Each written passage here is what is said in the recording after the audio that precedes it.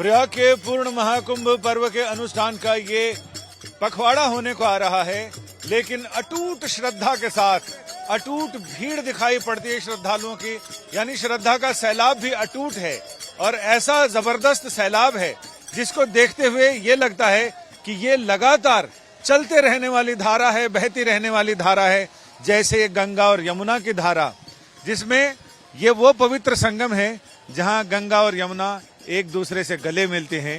हिमालय की पुत्री हैं दोनों, और दोनों बहनें एक साथ यहाँ मिलती हैं और दोनों गले मिलकर साथ साथ चलती हैं।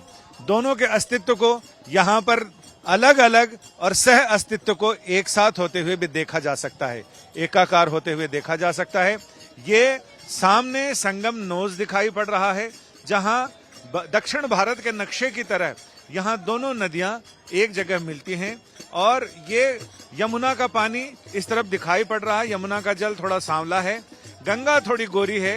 ये एक्चुअल संगम दिखाई पड़ रहा है जहां दोनों नदियां एक साथ मिलती हैं और गले मिलकर हाथों में हाथ डाले दोनों चल देती हैं आगे की तरफ। फिर वो बनारस जाती हैं, पटना जाती हैं, कलकत्ता जाती हैं।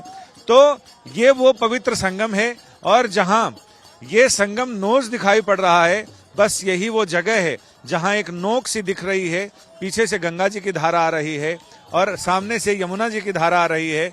उसको संगम का नाक कहते हैं, यानी नाक जैसी आकृति है। और यही संत महंत जिस दिन अमृत स्नान होता है, उस दिन वो अमृत स्नान के लिए यहीं पर आते हैं और यहाँ से संगम की इस धार में, गंगा और यमुना की धार में पवित्र डुबकी लगाते हैं। और इसके साथ ही जो कुंभ महापर्व का महामुहूर्त है वो इसी तरह से पूरा होता है। ये पीछे दिखाई पड़ रहा है, ये इलाहाबाद का, यानी हम कहें तो प्रयाग का किला है, जो किला बादशाह अकबर ने यहाँ बनवाया था। और यहाँ जो पीछे आपको हल्का सा एक तिरंगा ध्वज दिखाई पड़ रहा है लहराता हुआ, वहीं लेटे हुए हनुमान जी हैं। जिस समय किला बनाया गया था तो लोग कहते हैं कि वो किला ऐसा, वहाँ महारानी जोधाबाई उनको कल्पवास करने की इच्छा थी और बादशाह अकबर ने वो किला बनवाया, महल बनवाया, ताकि वो वहाँ गंगा के किनारे रहकर कल्पवास कर सके। कल्पवास हमारी सदियों पुरानी परंपरा है, जिसमें लोग गंगा नदी की रेती पर, गंगा जी की रेती पर रहते हैं और पूरा माघ महीना, पौष पूर्णिमा से लेकर माघ पूर्णिमा तक यहाँ वो एक महीने पूरे कल्पवास करते हैं।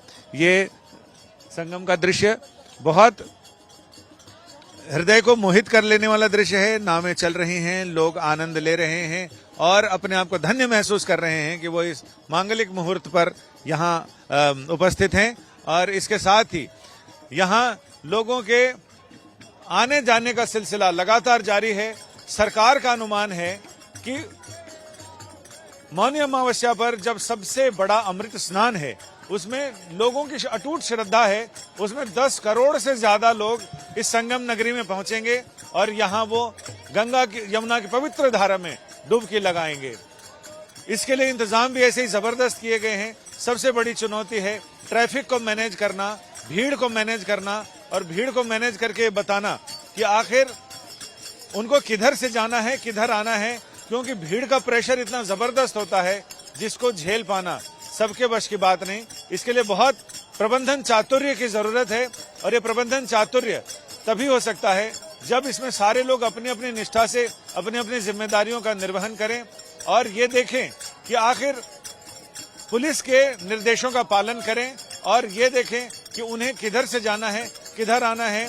पुलिस ने हालांकि भीड़ प्रबंधन के बड़े इंतजाम किए हैं, बड़े बड़े मैदानों में कहीं भूल भुलैया बनाई गई है, कहीं पर ऐसी बल्लियां लगाई गई हैं ताकि भीड़, उसमें से भीड़ का कुंभ क्षेत्र में आने की रफ्तार थोड़ी धीरे हो और उन्हें कुंभ क्षेत्र से बाहर निकालने की, बाहर जाने की रफ्तार ज्यादा हो।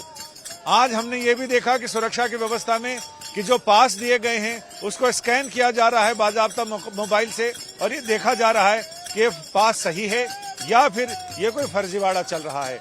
कुल मिलाकर सुरक्षा व्यवस्था तो चाक चौबंद है।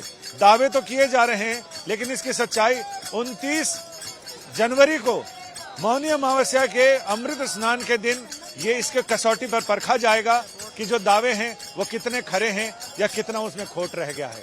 कैमरामैन संजय समीर के साथ संजय शर्मा, तीर्थराज प्रयाग आज तक।